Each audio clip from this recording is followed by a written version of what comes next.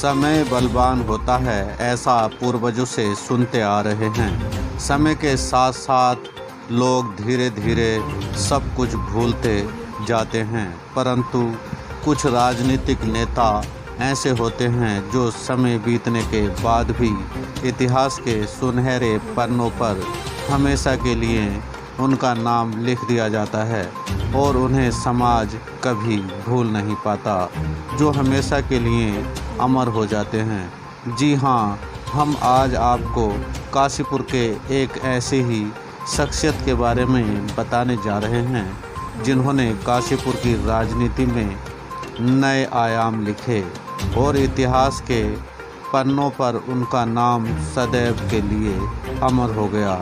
समय कैसा भी रहा हो, वह जनप्रतिनिधि रहे हों या ना रहे हों, परंतु उनके फ़ोन की धमक से ही अधिकारियों के पसीने छूट जाते थे।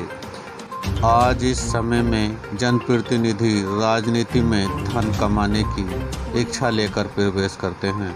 समाज सेवा भाव बस किताबी पन्नों तक ही सीमित होकर रह गया है। जनप्रतिनिधि किसी का कार्य करने से पहले उसमें अपना लाभ देखते हैं कि इस कार्य को करने से उन्हें लाभ होगा या हानि, परंतु काशीपुर में एक ऐसे भी नेता गुजरे हैं, उनके समय में उन्होंने ना कभी अपने बारे में सोचा, बल्कि जो व्यक्ति उनके पास समस्या लेकर गया उसकी समस्या का निदान बिना लाभ हानि देखकर तत्काल किया। तभी क्षेत्रीय जनता आज भी उन्हें याद कर आंखें नम कर लेती है, जिन्होंने काशीपुर के विकास के लिए बड़े कार्य किए। उन्होंने काशीपुर की राजनीति में जो इतिहास लिखा उसे कभी भुलाया नहीं जा सकता।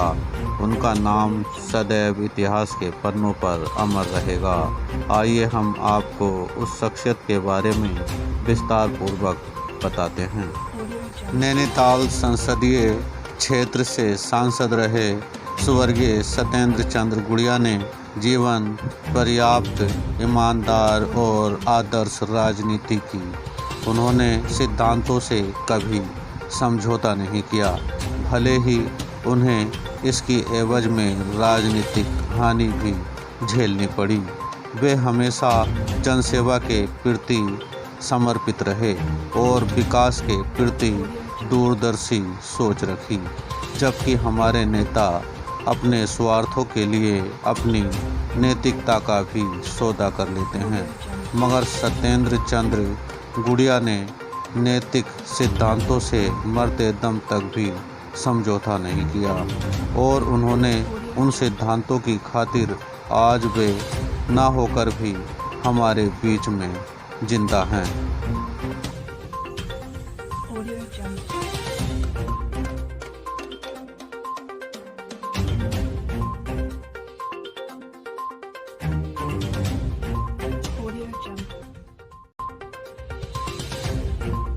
सत्येंद्र गुड़िया जी एक जिन्हें दूसरे शब्दों में कह सकते हैं कोई लोह पुरुष थे इस क्षेत्र में, जिन्होंने राजनीति को एक अलग रूप दिया। उन्होंने पंडित नारायण दत्त तिवारी जी के साथ जो विकास पुरुष कहलाते थे, उनके साथ उन्होंने जो योजनाएं की उससे चलाने वाले सत्येंद्र चंद्र गुड़िया ही थे। लाए ये बात अलग है कि लाए तिवारी जी, परंतु उससे चलाना संचालन करना जो रुकावट थी वो सब चीज़ें उन्होंने किया। और आज और सबसे बड़ी क्षेत्र ये है कि उनकी कमी राजनीतिक क्षेत्र में जो कभी पूरी होना बहुत मुश्किल है, नामुमकिन है, कि उन्होंने जो कार्य किए, जो संभव कार्य थे उन्हें पूरा किया। देखिए ये बात कोई कर सकते हैं कि खासतौर पे उन्होंने एजुकेशन क्षेत्र में बहुत बड़ा कार्य किया, परंतु खासतौर पर जो छात्राओं के मामले, महिलाओं के मामले में जो कार्य उन्होंने किया वो शायद दूसरे को सोच भी नहीं सकता था। यहाँ पर जब पढ़ने के लिए, हायर एजुकेशन के लिए लड़कियों को बाहर जाना पड़ता था, उन्होंने उसके चंद्रवती स्कूल की स्थापना की महिलाओं के लिए, और उसके लिए बीएड सीखा, जिससे कहना पहले बीएड के लिए बाहर जाना पड़ता था। उसके बाद उन्होंने आईएमटी खोला जो आज सत्येंद्र चंद्र गुड़िया जी के नाम से है। वो एक कितनी आगे की सोच थी, उनकी भविष्य की सोच थी कि जब यहाँ का गरीब बच्चा जो हायर एजुकेशन के बाहर जाना पड़ता था, जो जैसे एमबीए हो गया या लॉ एजुकेशन हो गई या इस तरह की व्यवसायिक जो स्कूल होती ट्रेन के, उसके लिए बाहर जाना पड़ता, जो उन्होंने यहाँ पर उनके गरीबों उनकी परेशानी को देखते हुए यहाँ पर उसकी स्थापना की, जो शायद किसी दूसरे राजनीतिक नेता की सोच भी नहीं है इस बारे में। तो कांग्रेस में के लिए तो बहुत बड़ी क्षति रही उनका जाना, क्योंकि जिस तरह से वो सबको एक साथ जोड़ कर चलते थे और हर मामले में उनके जो 50 जो कार्यकर्ताओं की परेशानी होती थी उसका समाधान करते थे, तो उन्हें कार्यकर्ताओं को पार्टी जुड़ने में अच्छा लगता था।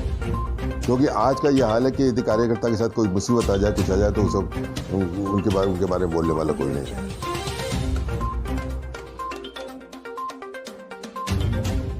भले ही आज काशीपुर नेताओं की भीड़ हो, मगर यह सही है कि सत्येंद्र चंद्र गुड़िया जैसा नेता न होने से आज काशीपुर राजनीतिक रूप से खुद को लावारिस समझ रहा है।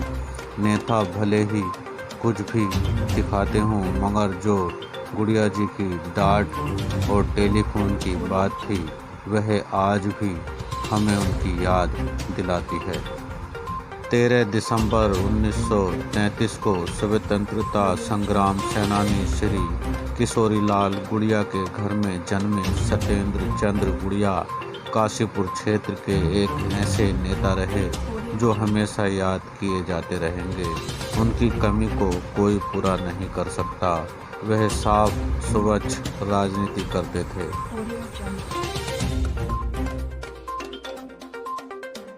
गुड़िया जी जैसा नेता, मैं तो उनका छोटा भाई हूँ, मगर मैं आम जनता की बात बता रहा हूँ कि गुड़िया जैसा नेता पूरे उत्तराखंड में नहीं है आज के समय में। काशीपुर की जनता जानती थी कि गुड़िया जी किस तरह से अफसरों से काम करना जानते थे।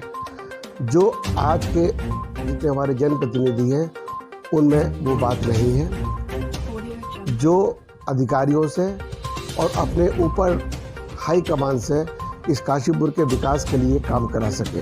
गुड़िया जी में एक यही योग्यता थी कि वो किसी भी तरह अधिकारियों से काम ले लेते थे काशीपुर के डेवलपमेंट के लिए। ये कभी कोई पूरी नहीं कर सकता। जो उनके अंदर क्वालिटी की योग्यता थी किसी में नहीं है। आज कांग्रेस के अंदर और पहली कांग्रेस में डिफरेंस ये था, यही अंतर था कि उस समय के अगर नेता ने कह दिया है तो सब कार्यकर्ता उसको मानते थे। आज कांग्रेस के पास कोई भी नेतृत्व ही नहीं है काशीपुर के अंदर जिसकी बात सब लोग माने। सन 1980 में पहली बार कांग्रेस के विधायक बने कन्या महाविद्यालय की शुरुआत काशीपुर में उन्हीं के द्वारा की गई। उन्हीं के द्वारा काशीपुर में चंद्रावती तिवारी महाविद्यालय की स्थापना की गई, जिससे काशीपुर की कन्याओं के लिए शिक्षा का एक बड़ा केंद्र खोला गया, जहां से कन्याएं उच्च शिक्षा प्राप्त कर अपना खुद भविष्य बना रही हैं। तो वहीं उन्होंने गोविंद बल्लभ पंत इंटर कॉलेज की स्थापना और IMT डिग्री कॉलेज की स्थापना भी उन्हीं के द्वारा की गई। आज उनकी 12वीं पुण्यतिथि बाजपुर रोड स्थित SC गुड़िया institute of management law college के प्रांगण में श्री गुड़िया की मूर्ति पर माल्य अर्पण कर श्रद्धा सुमन अर्पित किए गए।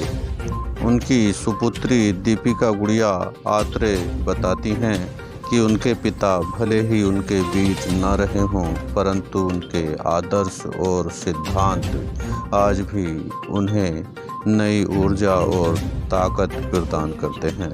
आगे बताती हैं कि उनकी पुण्यतिथि को शोक दिवस के रूप में नहीं, बल्कि हर वर्ष विकास के नए संकल्पों के रूप में मनाते हैं।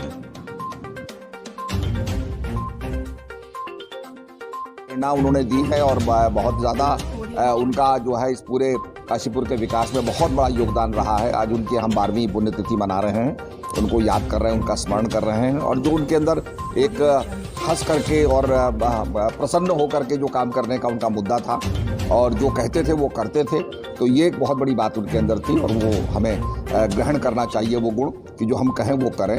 मनसा वाचा कर्म में भेद नहीं होना चाहिए।